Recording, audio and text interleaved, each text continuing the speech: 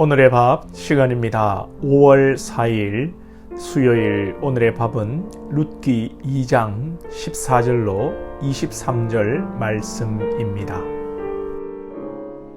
식사할 때에 보아스가 룻에게 이르되 이리로 와서 떡을 먹으며 내 떡 조각을 초에 찍으라. 하므로 룻이 곡식 빼는 자 곁에 앉으니 그가 볶은 곡식을 주매 룻이 배불리 먹고 남았더라.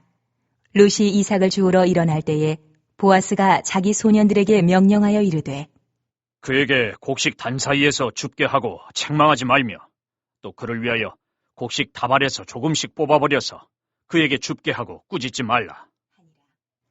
룻이 밭에서 저녁까지 줍고 그 주운 것을 떠니 보리가 한 에바쯤 되는지라.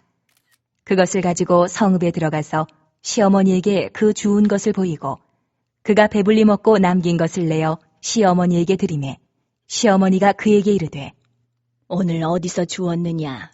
어디서 일을 하였느냐? 너를 돌본 자에게 복이 있기를 원하노라.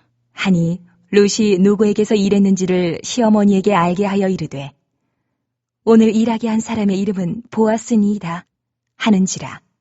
나오미가 자기 며느리에게 이르되 그가 여호와로부터 복받기를 원하노라. 그가 살아있는 자와 죽은 자에게 은혜 베풀기를 그치지 아니하도다. 하고 나오미가 또 그에게 이르되 그 사람은 우리와 가까우니 우리 기업을 물을 자 중에 하나이니라. 하니라. 모압 여인 룻이 이르되 그가 내게 또 이르기를 내 추수를 다 마치기까지 너는 내 소년들에게 가까이 있으라 하더이다. 하니 나오미가 며느리 룻에게 이르되 내 딸아, 너는 그의 소녀들과 함께 나가고 다른 밭에서 사람을 만나지 아니하는 것이 좋으니라. 하는지라. 이에 룻이 보아스의 소녀들에게 가까이 있어서 보리 추수와 밀 추수를 마치기까지 이삭을 주우며 그의 시어머니와 함께 거주하니라. 룻기 2장 앞부분에서는 룻이 나오미 시어머니를 모시고 베들레헴에 돌아왔습니다. 나오미 고향 땅에 왔지만 가진 재산도 없고 먹을 것도 없어 며느리 룻이 이삭을 줍겠다고 합니다. 참 룻이 착하지요. 아기도 없고 젊은 나이 아마 새댁일 텐데 부끄러움을 무릅쓰고 밭에 이삭을 주우러 갑니다. 2장 오늘 3절과 4절에 보면 앞부분입니다만 우연히 밭에 나갔는데 마침 보아스가 밭에 나왔다고 성경은 표현합니다. 성경은 우연히 마침이라는 것을 강조하죠. 비록 룻이 참 착하고 모압으로 돌아가지 않고 나오미를 따라 베들레헴에 오는 믿음이 있지만 우리는 하나님의 일하심을 알아야 합니다. 분명히 룻이라는 이 여인에게 배울 점과 교훈을 얻을 게 많습니다. 겸손하고 젊은 나이에 시어머니를 잘 섬기는 모습도 배울만 하지만 그러나 모든 것이 하나님의 섭리이고 하나님의 계획이라는 것을 우리가 알아야 합니다.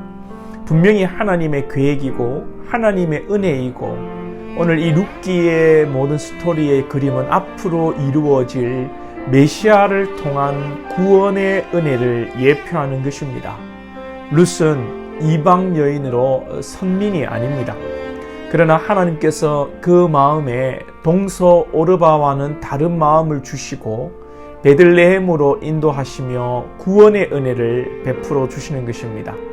룻은 죄된 우리를 보여주는 것이고 아무리 룻이 선하고 착하다고 하여도 즉 우리가 아무리 선하게 착하게 좋은 일을 많이 하며 교회 안에서도 참 믿음의 그런 흠모할 만한 모범으로 살아간다 할지라도 구원은 하나님께 있고 십자가의 오직 보혈의 은혜가 아니면 구원의 길이 없다는 것을 말씀하는 것입니다. 룻이 베들레헴으로 왔습니다. 룻은 보아스를 만나지 못했다면 룻은 이삭 줍기를 하고 비참한 삶을 어려운 생활고를 겪으며 살아야 하는 것입니다. 하나님께서 우연히 밭에 간 룻에게 하나님께서 마침 그 자리에 보아스를 보낸 것이죠. 우리 인생도 아무리 열심히 살아도, 아무리 착한 일을 하고 살아도 죄에서 자유할 방법이 없고 심판받을 수밖에 없는 인생입니다. 예수 십자가의 은혜로 구원을 받고 이만큼 신앙생활하고 범사의 복을 누리며 사는 것이 하나님의 오직 은혜입니다. 룻이 밭에 가서 보아스를 만난 이야기를 집에 돌아와 나오미에게 할 때에 나오미가 보아스에 대해 말하기를 20절 하반절에 보면 그 사람은 우리와 가까우니 우리 기업을 물을 자 중에 하나이니라. 기업 물을 자라는 말은 히브리어로 고엘이라고 하는 것입니다. 고엘이라는 것은 친족 중에 대신 값을 치르는 그런 개념입니다. 빚을 많이 진 친척이 있으면 대신 돈을 갚아주고, 또 누가 억울하게 살해를 당했다면 심지어 복수도 할 수 있는 폭넓은 개념이고요. 심지어 계대 결혼, 형수가 가부가 되었을 때에 시동생이 형수와 결혼하는 것이 고엘이라는 개념, 즉 기업 물을 자라는 의미입니다. 보아스가 엘리멜렉의 친족으로 기업 물을 자 중에 있는 것이죠. 오늘 본문에 보면 나오미 마음에 보아스를 룻의 신랑으로 마음에 두고 있는 것 같습니다. 물론 내일 보시면 그 의도가 확연하게 드러나는데요. 보아스가 기업 물을 자로 나오미 가문의 이 땅과 재산을 대신 사서 돌려주고, 또 나오미 가문에 아들이 없기 때문에 보아스가 룻과 결혼하여 나오미의 손자를 낳아 이 가문의 대를 잇게 하는 것이 바로 기업 물을 자의 그 해야 할 일인 것이죠. 그리고 보아스를 설명할 때 2장 1절에 보면 보아스를 유력한 자라고 소개하고 있습니다. 유력하다는 것은 힘이 있고 재력이 있고 또 지혜롭고 재치가 있다, 그런 의미입니다. 즉 보아스는 친족으로 기업 물을 자라는 형식적인 어떤 그런 서열, 친족의 요건을 갖춘 것만이 아니라 충분히 엘리멜렉, 나오미 가문의 재산을 대신 보존해 줄 수 있는 사람이라는 것이죠. 이 보아스는 바로 우리를 대신하여 죄값을 치르시고 우리를 구원하시는 예수님을 예표하는 것입니다. 나오미가 룻에게 보아스가 기업 물을 짜인 것을 알려주고 다른 밭에 가지 말라고 당부합니다. 이에 룻은 시어머니 말씀을 따르고 추수를 마치기까지 떠나지 않고 보아스의 밭에서 이삭을 줍게 됩니다. 이것은 곧 룻 또한 보아스를 마음에 두고 있다는 것입니다.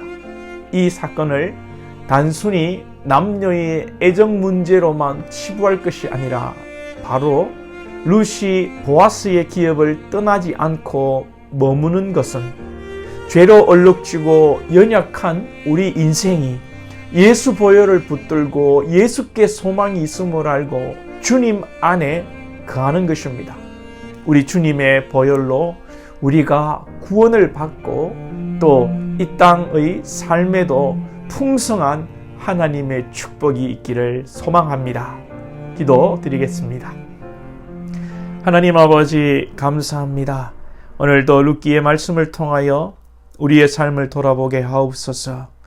참된 구원자이시여 소망은 예수 그리스도밖에 없음을 깨닫게 하시고 룻의 가문, 나오미의 가문에 기업 물을 자로 보아스가 나서는 것처럼 또 룻이 보아스에게 마음을 두고 그 밭을 떠나지 않는 것처럼 우리의 마음이, 모든 마음이, 삶이 우리 주 예수 그리스도께 집중하며 예수님의 마음에, 하나님 아버지의 마음에 머물며 그 하나님의 뜻에 합한 자로 살아갈 수 있도록 인도하여 주시옵소서. 우리의 영혼을 구원하시고 우리의 또한 범사의 삶도 어려움 가운데 하나님의 때를 쫓아 하나님의 뜻을 쫓아 형통케 하시고 차고 넘치게 하시게 하여 주옵소서. 우리 사랑하는 권속들을 영육간에 축복해 주옵소서. 예수님의 이름으로 기도하옵나이다. 아멘.